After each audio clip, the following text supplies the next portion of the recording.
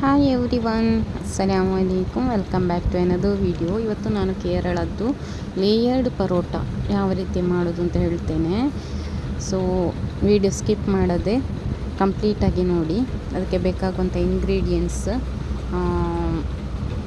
ಮೈದಾ ಅರ್ಧ kg ತಗೊಂಡಿದ್ದೇನೆ, ಮತ್ತು ಒಂದು ಬಟರ್ 4 ಟೇಬಲ್ ಸ್ಪೂನು, ಮತ್ತೊಂದು ರವೆ 2 ಟೀ ಸ್ಪೂನಷ್ಟು ತಗೊಂಡಿದ್ದೇನೆ. ಅದು ಸಣ್ಣ ರವೆ ಉಂಟಲ್ಲ ಅದು ನೋಡಿ.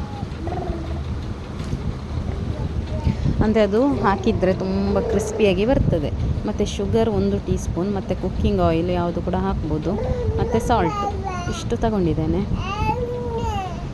ಈಗ ಡೈರೆಕ್ಟಾಗಿ ವಿಡಿಯೋಕ್ಕೆ ಹೋಗುವ. ಈಗ ಮೈದಕ್ಕೆ ಅದು ರವೆ ಹುಡಿ, ಶುಗರ್ ಮತ್ತು ಸಾಲ್ಟು ಎಲ್ಲ ಕೂಡ ಒಟ್ಟಿಗೆ ಹಾಕಿ ನೋಡಿ. ಒಂದು ಟೇಬಲ್ ಸ್ಪೂನಷ್ಟು ಗೀ ಹಾಕಿದ್ದೇನೆ. ಹಾಕಿ ಎಲ್ಲ ಕೂಡ ಒಟ್ಟಿಗೆ ಮಿಕ್ಸ್ ಮಾಡ್ತಾ ಇದ್ದೇನೆ. ಅದು ಸಾಫ್ಟ್ ಆಗ್ತದೆ ಹಾಕಿದರೆ. ಮತ್ತು ನೀರು ನಿಮಗೆ ಎಷ್ಟು ನೀರು ಬೇಕು ಅದನ್ನು ಹಾಕಿಕೊಂಡು ನೀವು ಮಿಕ್ಸ್ ಮಾಡಬೇಕು. ಒಟ್ಟಿಗೆಲ್ಲ ಹಾಕಿದರೆ ಅಷ್ಟು ಒಳ್ಳೆಯದಾಗೋದಿಲ್ಲ, ಮತ್ತು ಸ್ವಲ್ಪ ಹೆಚ್ಚಾದರೂ ಅದು ಪ್ರಾಬ್ಲಮ್ ಆಗ್ತದೆ. ಅದಕ್ಕೋಸ್ಕರ ನೀರು ಹಾಕ್ತಾ ಈ ರೀತಿ ಮಾಡಿ ನೋಡಿ.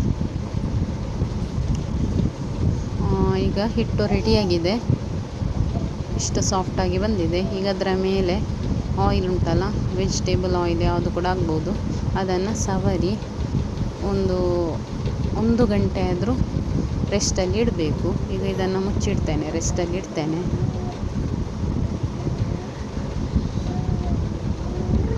ನೋಡಿ, 1 ಗಂಟೆ ಆಯಿತು, ಇಷ್ಟು ಸಾಫ್ಟಾಗಿ ಬಂದಿದೆ ನೋಡಿ. ಈಗ ಇದನ್ನು ಒಂದು ಸ್ಮಾಲ್ ಬಾಲ್ ಥರ ಈ ರೀತಿ ಮಾಡಿ, ಇಲ್ಲಿ ವಿಡಿಯೋದಲ್ಲಿ ತೋರಿಸಿರುವ ಹಾಗೆ ಮಾಡ್ತಾ ಹೋಗಿ.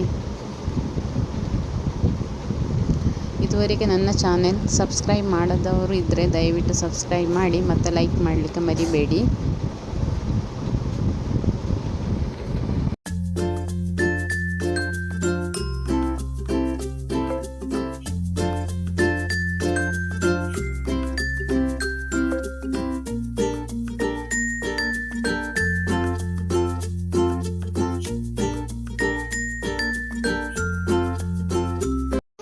ಈ ರೀತಿ ಚಪಾತಿ ಥರ ತಿನ್ನಾಗಿ ಲಟ್ಟಿಸ್ಕೋಬೇಕು. ಆನಂತರ ಅದ್ರ ಮೇಲೆ ಸ್ವಲ್ಪ ಗೀ ಹಾಕಿ ಸವರಿ ಪುನಃ ಸ್ವಲ್ಪ ಮೈದಾ ಹಾಕಬೇಕು. ಮೈದಾ ಹಾಕಿ ನೋಡಿ ಈ ರೀತಿ ಸವರಿ ಇಡಬೇಕು. ಅಂದರೆ ಇದು ತುಂಬ ಈಸಿ ಮೆಥಡ್ ಮಾಡಲಿಕ್ಕೆ. ಮತ್ತು ಈ ರೀತಿ ಸಣ್ಣ ಸಣ್ಣ ಪೀಸಾಗಿ ಒಂದು ಚಾಕು ತಗೊಂಡು ನೈಫಲ್ಲಿ ಈ ರೀತಿ ಕಟ್ ಮಾಡ್ತಾ ಹೋಗಿ.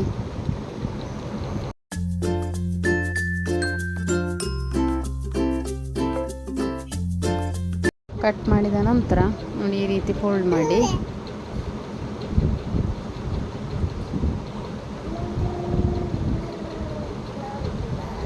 ಈ ರೀತಿ ಒಟ್ಟಿಗೆ ಫೋಲ್ಡ್ ಮಾಡಿ ಹೀಗೆ ತಿರುಗಿಸಿ ನೋಡಿ ಈ ರೀತಿ ಮಾಡಿ ಇಡಿ.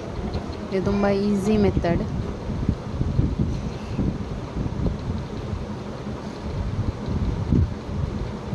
ಎಲ್ಲ ಕೂಡ ಈ ರೀತಿ ಬಾಲ್ಸ್ ಮಾಡಿ ಈ ರೀತಿ ಕಟ್ ಮಾಡಿ ಬಾಲ್ ಮಾಡಿ ಇಡಬೇಕು ನೋಡಿ. ಎಲ್ಲ ಕೂಡ ಮಾಡಿ ಇಟ್ಟಿದ್ದೇನೆ.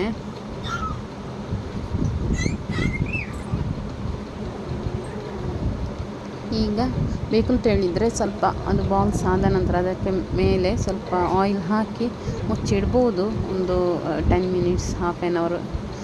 ಟೈಮ್ ಇಲ್ಲ ಅಂತ ಹೇಳಿದರೆ ಈ ರೀತಿ ಮಾಡ್ಬೋದು ನೋಡಿ. ಪುನಃ ಈ ರೀತಿ ಲಟ್ಟಿಸಿದರೆ ಆಯಿತು.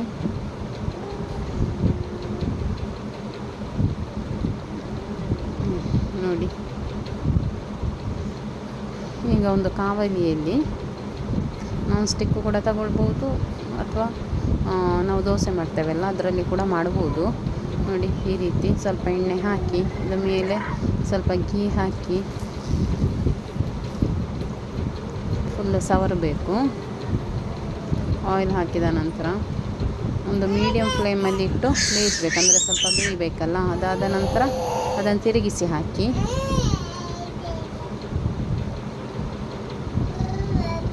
ನೋಡಿ. ಈ ರೀತಿ 2 ಸೈಡಲ್ಲಿ ತಿರುಗಿಸಿ ಹಾಕ್ತಾ ಇರಬೇಕು. ಈಗಲೇ ನೋಡಿ ಲೇಯರ್ ಥರ ಕಾಣ್ತಾ ಉಂಟು. ಈಗ ಎಲ್ಲ ಪರೋಟ ಆದ ನಂತರ ಒಟ್ಟಿಗೆ ಇಟ್ಟು ಅದನ್ನು ಲೇಯರ್ ಬರುವಾಗೆ ಮಾಡಿದರೆ ಇತ್ತು. ಅದು ಇದರಲ್ಲಿ ತೋರಿಸ್ತೇನೆ ನೋಡಿ. ನೋಡಿ ಈ ರೀತಿ ತುಂಬ ಚೆನ್ನಾಗಿ ಬಂದಿದೆ. ಎಲ್ಲರೊಮ್ಮೆ ಟ್ರೈ ಮಾಡಿ ನೋಡಿ.